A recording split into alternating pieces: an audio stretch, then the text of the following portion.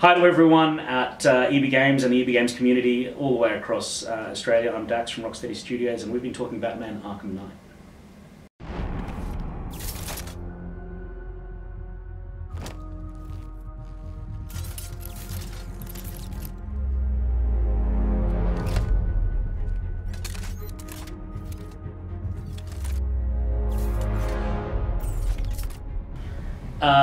There's been a load of new additions, not just in terms of core combat, but the big new feature is dual play. So Batman can team up with Nightwing or Robin or Catwoman in specific kind of dual play scenarios throughout the game, where you're switching control between either of those allies and Batman. We've got these awesome new dual team takedowns where they come together and combine to put the pound on the thugs of Gotham City.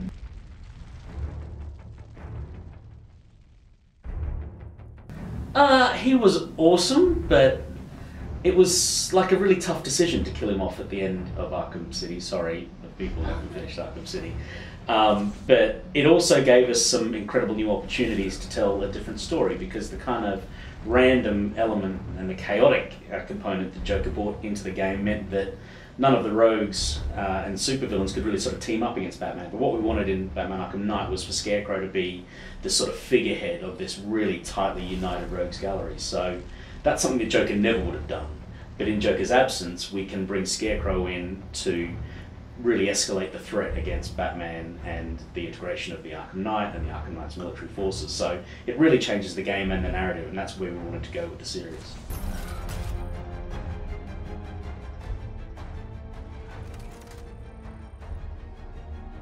Didn't really know if we were going to get to make another game, so we kind of left a few options open, and not having Killer Croc completely devour Scarecrow meant that if Arkham Asylum went well and we had the opportunity to make a sequel, then that door was always open. So as soon as we started working on Arkham City, we were then thinking about, well, what's going to come after that? So the decision to kill off the Joker, so I keep talking, I'm sorry, I should just move on. To kill off the Joker and then bring Scarecrow back felt like a really nice balance, because Arkham Asylum was very much Joker and Scarecrow together, and then Arkham City being focused on Joker, then Batman Arkham Knight being focused on Scarecrow felt just like a right balance to us across the trilogy.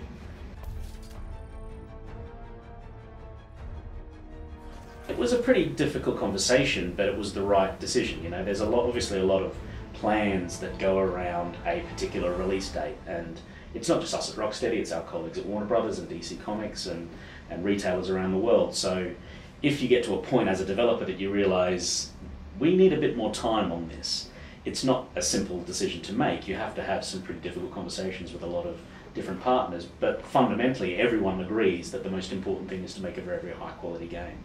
So we just had to talk that through and ensure that everyone understood that that time will make the difference between a good game and a spectacularly good game. So our commitment to quality has always been something we take very seriously. I think gamers, especially fans of Rocksteady games, know that we just make very, very high quality games. So we weren't willing to do anything that would compromise that. I think that just the way that it looks, like the entirety of Gotham City built out with the same sort of level of detail that we had in the previous games, but on this massive, epic scale. Just when you start the game and you look out over Gotham City, it's pretty intimidating, but then you dive in, you call the Batmobile, you get into a fight, you immediately just feel like Batman in this legendary city. A lot of work. There's no substitute for that. You know, you can do you can take a lot of shortcuts, I think, when you're building a game set in an urban environment, but what we wanted to do was not just to create a city, but to create Gotham City. It's got a very specific atmosphere, whether it's the weather, I mean, it's always raining, it's always nighttime, the way that light reflects off the wet bitumen, it all feels very specific. So our art team and our design team really have just moved mountains to create that very specific and unique atmosphere of Gotham.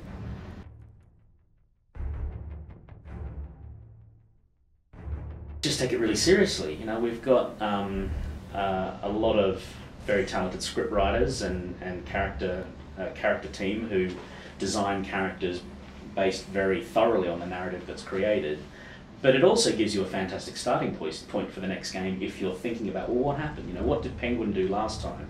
And what would Penguin's attitude towards this next sort of installment be? You know, what's a character like Harley Quinn? You know, she's been through a lot since Arkham Asylum, and there's a real sort of adventure within her personal journey. So we spend a lot of time really mapping out, well, where are these characters going? What would be important to them? And then we build gameplay and narrative around the answers to those questions. A wrecking ball. You know, the Batmobile is powerful, it's iconic, it's unstoppable. All of the things in your imagination that the Batmobile should be is something that we realised we had to deliver on, and that's why we had to commit to next-gen consoles and the horsepower you get with that, because it's got to be able to drive at immense speeds, but then the additional gameplay components of being able to eject out of it and then just instantly be gliding over the skyline of Gotham City, getting into combat, teaming up with Batman in combat with Batmobile-assisted takedowns and other features. Like, it's like a gadget because it can do so many technical things. It's like it's like Batman's best buddy. It's always there with him, but then on its own, it's got some incredible kind of high-speed pursuit capabilities that really allow you to get anywhere you need to be within Gotham, just with that badass Batman feeling every step of the way. So it's difficult to sum it up in one word, but a lot of work has gone into it to make that sensation of driving the Batmobile really authentic. Yeah, we do that because we're Batman fans as well. You know, we sort of do it for ourselves more than anything. It's a bit embarrassing to say that, but because we do set ourselves a very high standard in terms of creating a game world that's very handcrafted. You know, every texture and every back alley and every side street and every rooftop is made by hand by the guys on the art team. So it's very, like, why wouldn't you? If you're creating this stuff by hand rather than just putting a generic name on a shop front or something, why wouldn't you pay homage to some aspect of the Arkhamverse or Batman's world? So yeah, we do that because it gives us joy, and I think Batman fans and gamers like that as well. It's a side mission effectively, so you know, we really wanted to focus on the psychosis of her. You know, she's been through a lot over the trilogy. And you know, there's a few really awesome features that give you a sense of just the madness that's going on inside her head. But all of Batman Arkham Knight is very much a Batman game, so that was our primary objective, of course, is to give people the sensation of being the Batman in the core game.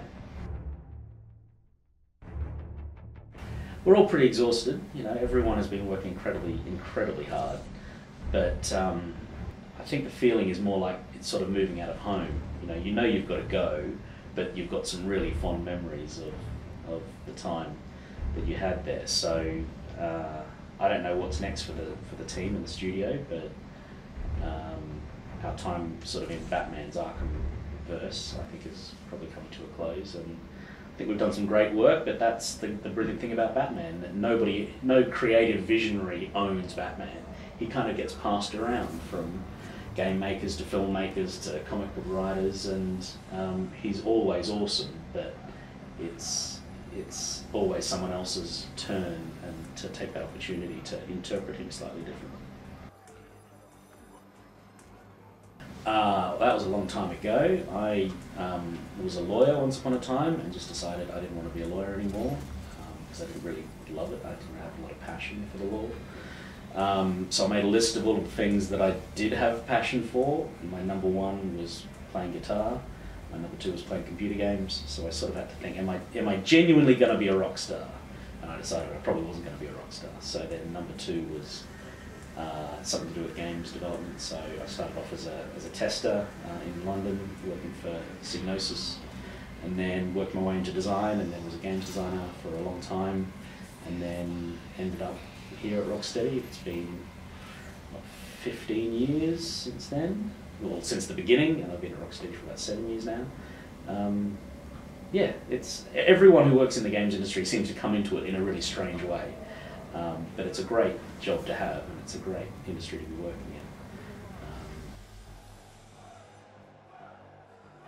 Well, I think we get a lot of help with characters like the Riddler. I mean, even though you might not have played Arkham Asylum, you still know who the Riddler is, so you kind of get a very immediate sense that this is going to be sort of like an intellectual challenge with him. But we never take that for granted. You know, we always try and build in narrative support so that just as you're moving through the game world, you're getting fed narrative information, and you might pick up on it actively, or it might just be a bit more subconscious. But we sort of hope that as you're playing the game, you're sort of being educated at the same time about the way that Batman's world works, the way that thugs team up, the way that supervillains behave. So it's a very specific gameplay system that does that, but it does a very sort of subconscious job of building narrative in the game, in the mind of the gamer. So that's how we do it. We work with some creative teams in the States, and it started with that idea of being the Batman. You know, that's probably been the core promise for all of the Arkham games. You know, not just playing as Batman, but being Batman, feeling like you are Batman. So that was our starting point, and we worked with our colleagues at Warner and some of the creative teams to try and work out a way that everyday people can be the Batman, so that you don't have to be a billionaire playboy with a Batmobile and a mansion in order to be Batman. But how do we all engender the traits that Batman has in our everyday life? So thinking about people who do very dangerous things, or very generous things, or very selfless things. These are qualities that Batman has, and so we wanted to convey that everyone can be the Batman in their own way. Hi to everyone at EB Games and the EB Games community all the way across Australia. I'm Dax from Rocksteady Studios, and we've been talking Batman Arkham Knight.